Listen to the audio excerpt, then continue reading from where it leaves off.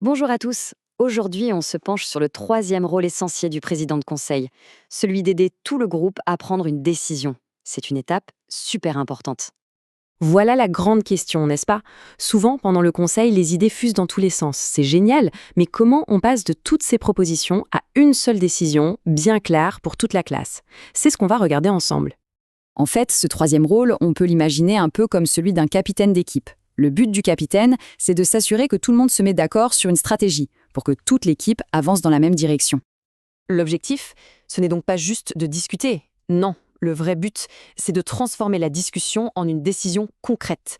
Une décision qui va réellement changer les choses et améliorer la vie de la classe. Alors comment on fait? Première étape, absolument cruciale, il faut clarifier les idées. Parce qu'on est d'accord, quand plein de gens ont parlé, ça peut vite devenir un peu confus.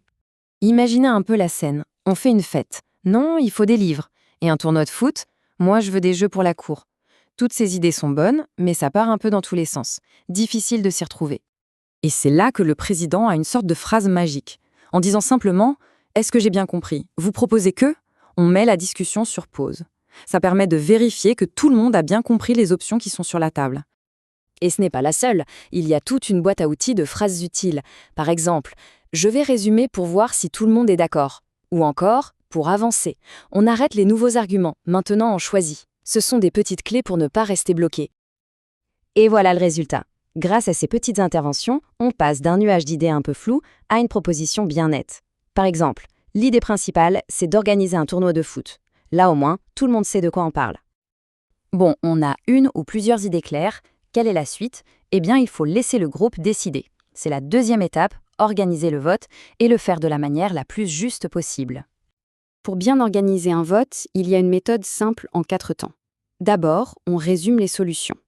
Ensuite, on vérifie que tout le monde est d'accord sur les choix possibles. Après, on lance le vote de façon très simple. Qui est d'accord?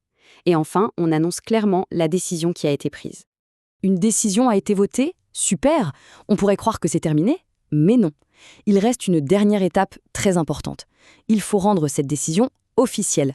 Parce qu'une décision dont personne ne se souvient, ça ne sert à rien. Et pour ça, c'est un travail d'équipe. Le président a son rôle, annoncer la décision à voix haute pour que tout le monde l'entende bien. Et en même temps, le ou la secrétaire fait quelque chose de capital.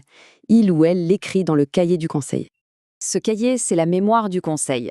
D'ailleurs, n'hésitez pas, en tant que président, à demander au secrétaire de relire d'anciennes décisions. Ça permet de rappeler à tout le monde ce qui a été fait et de s'assurer qu'on continue d'avancer.